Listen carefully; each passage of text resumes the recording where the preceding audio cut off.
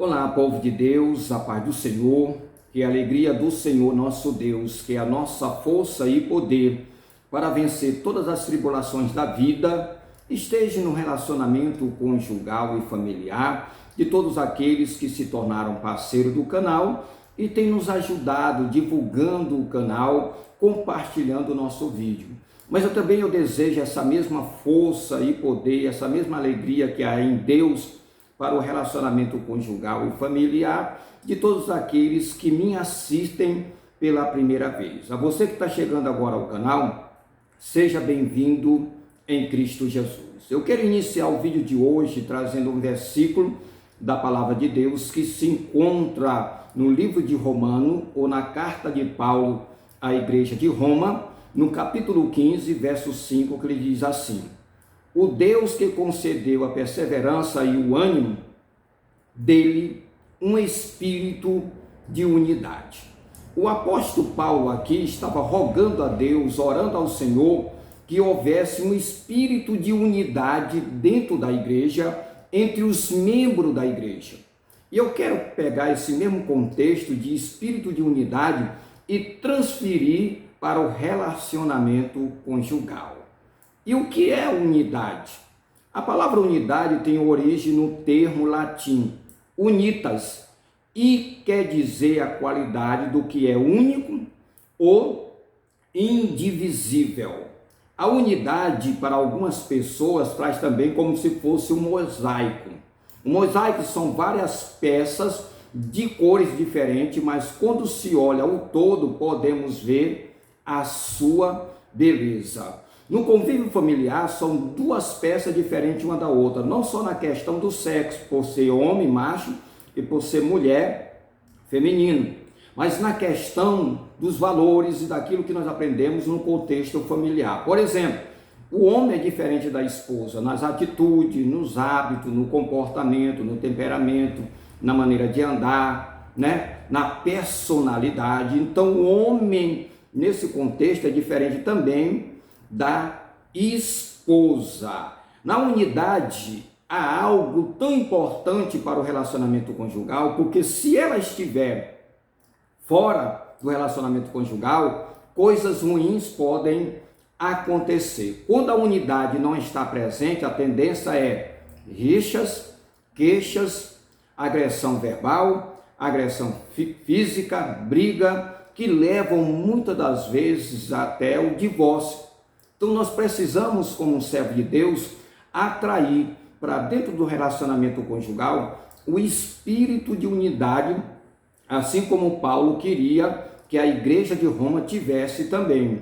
Para que a unidade seja real no casamento, é importante o que? O diálogo e a conversa.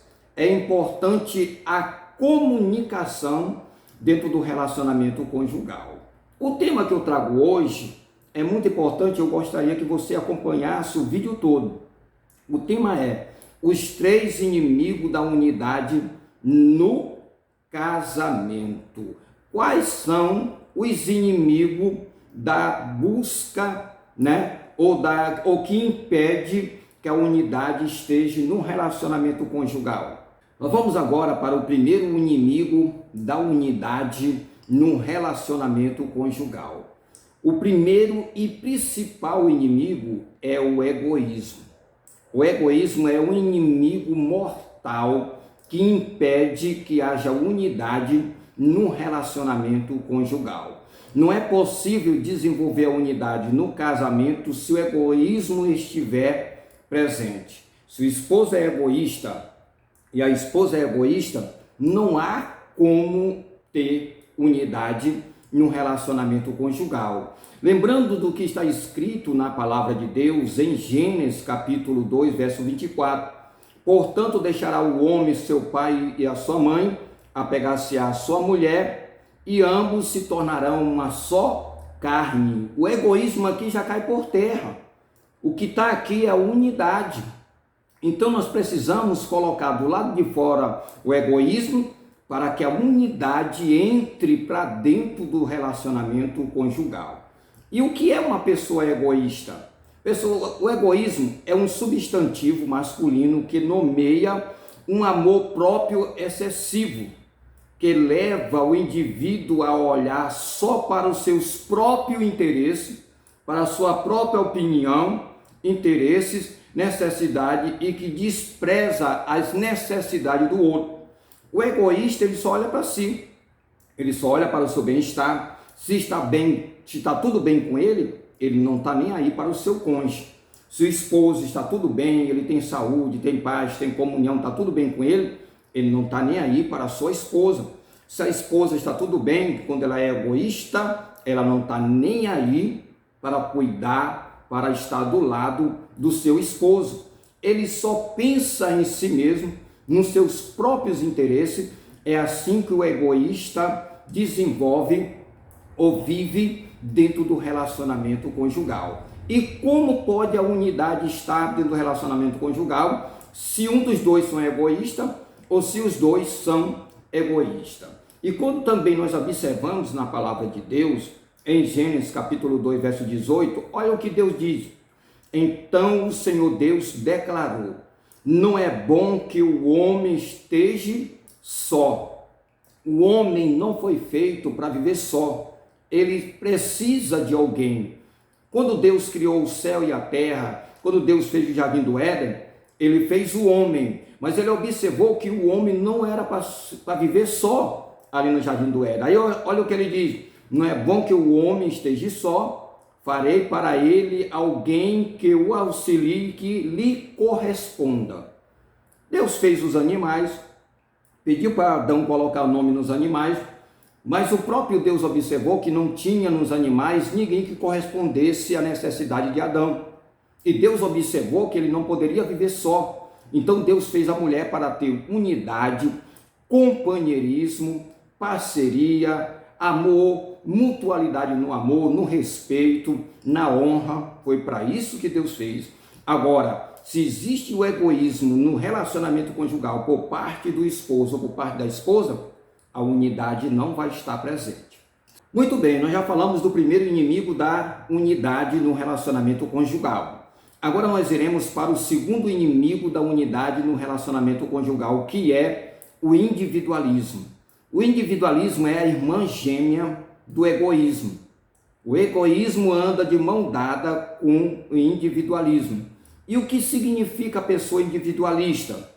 O individualismo consiste no pensamento e na ação de independente, sem depender do outro ou sem se sujeitar às normas, porque nós sabemos que no relacionamento conjugal existem deveres e direito.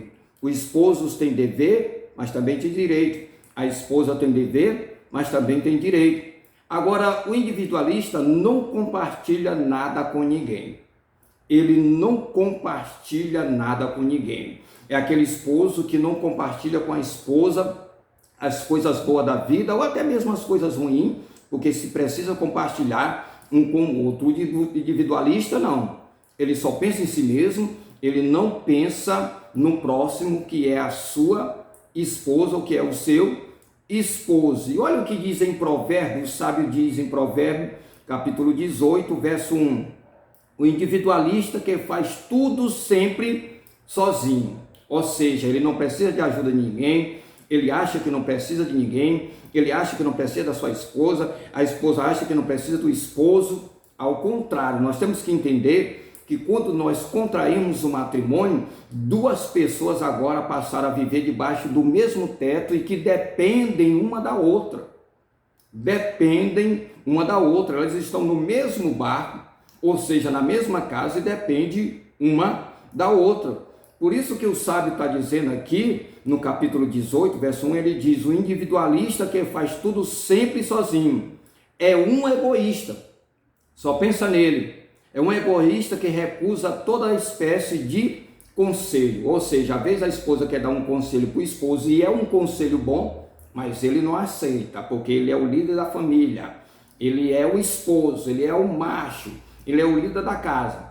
Às vezes o esposo dá um conselho para a esposa, mas a esposa também não quer aceitar, porque ela é individualista também. Então, nós precisamos ter muito cuidado com este inimigo, porque quando ele está dentro do relacionamento conjugal, ele impede que a unidade permaneça. O individualista de uma determinada pessoa pode ser maléfico para ela, assim como para outras pessoas que convivem com ela. O individualismo é tão ruim tanto para a pessoa que tem, quanto para as pessoas que convivem com ela. No contexto familiar, no contexto conjugal, é um inimigo muito grande. Terceiro e último inimigo da unidade no relacionamento conjugal é a prepotência. Tem muitos servos de Deus que são prepotentes. Tem muito esposo que é prepotente, tem muita esposa que é prepotente. A pessoa prepotente sempre quer dominar o outro, impondo suas ideias e preferências e se considera superior ao outro. Aqui nós observamos algo muito interessante quando nós vamos buscar no Google sobre o conceito de prepotência. A palavra vem do latim, que quer dizer proepotens, que significa uma pessoa muito poderosa, influente, que abusa do seu poder e autoridade. A pessoa prepotente, ela abusa do seu poder e autoridade.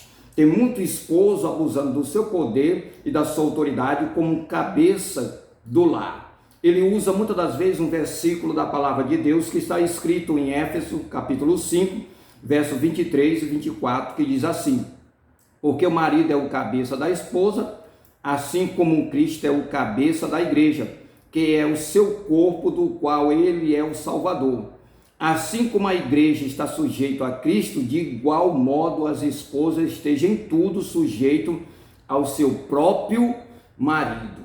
Tem muito esposo na sua prepotência, na sua arrogância, na sua individualidade, que quer impor sobre a esposa que ela deve ser submissa a ele. Quando você está fazendo dessa forma, meu irmão, você já está errando demais.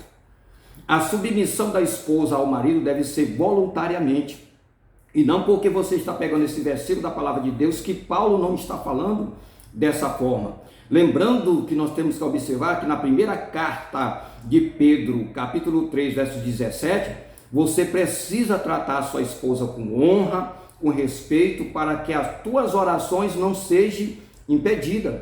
Também em Colossenses fala que o esposo não deve tratar a sua esposa com raiz de amargura.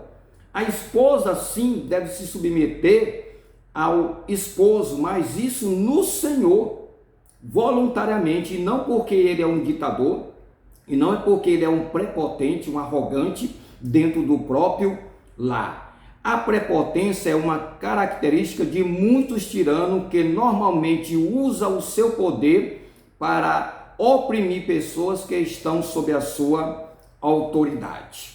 Tenhamos muito cuidado para que nós não venhamos perder a unidade dentro do relacionamento conjugal, justamente por causa desses três inimigos. Principalmente aqui, eu já falei que o do primeiro, eu falei que era o principalmente, mas nós temos também esse aqui que é a prepotência. Tem muito casal que são prepotentes, às vezes é o esposo que é prepotente, é a esposa que é prepotente, e se torna no relacionamento conjugal um campo de guerra, porque são individualistas, são egoístas, e não permitem que a unidade entre no relacionamento conjugal. Que o Deus eterno, em sua infinita graça e poder, faça com que, através do Espírito Santo de Deus, o espírito de unidade que Paulo desejava para a igreja de Roma, possa estar no teu relacionamento conjugal e familiar e também no meu. Até o próximo encontro, se assim Deus nos permitir.